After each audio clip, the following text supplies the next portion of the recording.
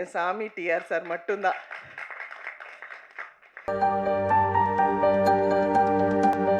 தமிழுக்கு உயிருள்ளவரை உஷா படம் மூலம் அறிமுகமானவர். தொடர்ந்து தங்கைக்கோர் கீதம், 100வது நாள், நான் பாடும் பாடல், மகுடி, மண்ணுக்கேத்த பொண்ணு என்று மின்னும் திரையில் இவர் கண்கள் பேசும் 100 கதை. மெல்லிய சிரிப்பில் கண்ணாடி பிம்பமாய், ரசிகர்களை கவர்ந்த காவியமாய், திரையில் ஒலிக்கும் ஓவியமாய், மொத்தத்தில் 80களில் நம்ம காயுடு ராஷ்மிகாவோட கிரஷ் அப்படின்னா நளினி மேடம் தான். அழைக்கிறோம் நளினி அவர்களை.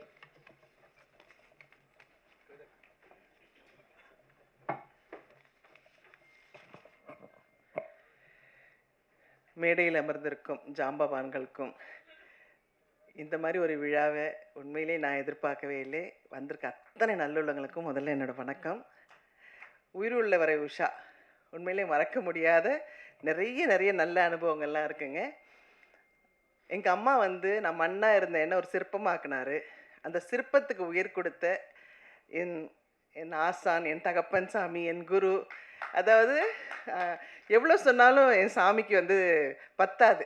ஏன்னா எங்கள் டிஆர் சார் எப்படின்னா என்னை செதுக்கினது மட்டும் இல்லை, நான் ரவி அண்ணன் சொன்ன மாதிரி நடுவில் நிறைய கோச்சிக்கிட்டு இல்லை நான் நடிக்க மாட்டேன்னு போனால், அடுத்த நாள் எங்கள் வீட்டில் இல்லை இவ திருப்பி நடிக்க வரணும்னு சொல்லிட்டு நான் தான் வேணும் அப்படின்னு சொல்லி திருப்பி ஆக்ட் பண்ண வைப்பார் என்ன.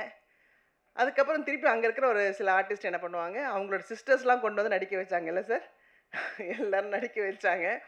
ஆனால் அப்போவும் எங்கள் சாரு எனக்கு ஹீரோயின்னா நளினி மட்டும்தான், நளினி பண்ணாதான் இந்த நான் படம் பண்ணுவேன்னு சொல்லிட்டு யாருமே செய்யாத ஒரு பெரிய விஷயம். இன்றைக்கி உங்கள் எல்லாரோடையும் இருக்கிறேன், பேசுகிறேன். எல்லாத்துக்கும் ஒரே காரணம் என் சாமி டிஆர் சார் மட்டும்தான். அப்போ சின்ன வயசு, புரியாத வயசு, எதுக்கு யாரோ என்னை சத்தம் போடுறாங்கன்னு சொல்லிட்டு அடிக்கடி நான் கோச்சிப்பேன். அப்போ ரவி அண்ணன் தான் ஒரு குழந்த மாதிரி, இல்லை கண்ணம்மா சினிமானா இப்படி தான் இருக்கும், ஒன்று நல்லதுக்கு தான் சொல்கிறாரு பார், நீ எவ்வளோ புத்திசாலி சொல்லி என்ன மெருகேற்றி டைரக்டர்கிட்ட நிப்பாட்டுவார். எங்கள் டைரக்டருக்கு எதுக்கு என்ன பிடிக்கும்னா, நான் வேறு எந்த டிஸ்டர்பன்ஸ் சொல்லி எங்கள் டைரக்டர் என்ன சொன்னாலும், மேலேருந்து கீழே விழ சொன்னாலும் ஏன் என்னன்னு கேட்க மாட்டேன், விழுவேன். அவர் எவ்வளோ டைலாக் சொன்னாலும் அவர் வாயை பார்த்துட்டே அதே மாதிரி பேசுவேன். அதே மாதிரி 24 மணி நேரம் அவர் நடிக்க சொன்னாலும் அவருக்கு பேக்கப் சொல்கிறதே பிடிக்காது. சூரியன் வந்தாலும் வரலைன்னாலும் நடிச்சுக்கிட்டே இருக்க சொன்னாலும் நடிச்சுக்கிட்டே இருப்பேன்.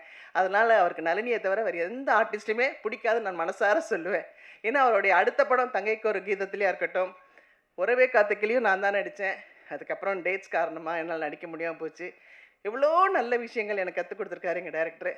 எனக்கு ஒரு சமயம் நான் அவர் விட்டு வந்ததுக்கப்புறம் என்னை திருப்பி முதல்ல காதல் அழிவதில்லை எங்கள் டைரக்டர் கூப்பிட்டு என்னை பார்த்த உடனே ஒரு தகப்பன் எப்படி கண்ணீர் விடுவாரோ அந்த மாதிரி விட்டு, நான் இருக்கேம்மா உனக்கு எத்தனை படம் வேணால் நீ நடிக்கலாம் அப்படின்னு சொல்லி என்னை திருப்பியும் நடிக்க வச்ச ஒரு ஆசான் அவர்.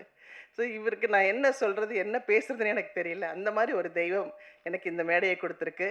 இப்படி ஒரு விழாவுக்கு என்னை கூப்பிட்டதுக்கு ரொம்ப சந்தோஷம்.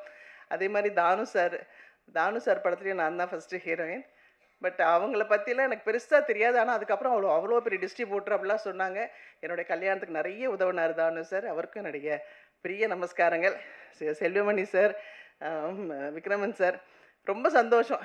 எவ்வளோ பெரிய ஜாம்பவான்கள் இவங்கெல்லாம். இவங்க இருக்கிற மேடையில் என்னை பேச வச்சதுக்கும் என்னை அழைச்சதுக்கும் ரொம்ப சந்தோஷம். ஏன்னா ஒரு சாங் நான் வைகை கரை காற்றை சாங் பண்ணும்போதெல்லாம் பார்த்தீங்கன்னா எங்கள் சார் மியூசிக் ரெக்கார்டிங்கே பண்ணலை. அவர் வாயில் சொல்ல எங்களை ஆக்ட் பண்ண சொல்லுவார், அவ்வளோதான். ஆனால் நான் அதுக்கப்புறம் வேறு படம் போய் ராம்நாதன் சார் படம் அடுத்த படம் பண்ணும்போது ராம்நாதன் சார் அப்படியே எங்கள் சாருக்கு ஆப்போசிட், பேசவே மாட்டார். அவர் பேசவே மாட்டேன்னு அவர் வாயை பார்த்துக்கிட்டே இருப்பேன். அப்போ ரவி அண்ணகிட்ட சொல்லுவேன், என்ன ரவி அண்ணா இவர் ஒன்றுமே பேச மாட்டேங்கிற, நம்ம டைரக்டர் எவ்வளோ பேசுவார், எவ்வளோ மியூசிக் போடுவார், நமக்கு எவ்வளோ எக்ஸ்ப்ரெஷன்ஸ் வரும் அப்படின்வேன். ஸோ அப்படியே ஒரு ஆப்போசிட் தான் ராம்நாதன் சார்.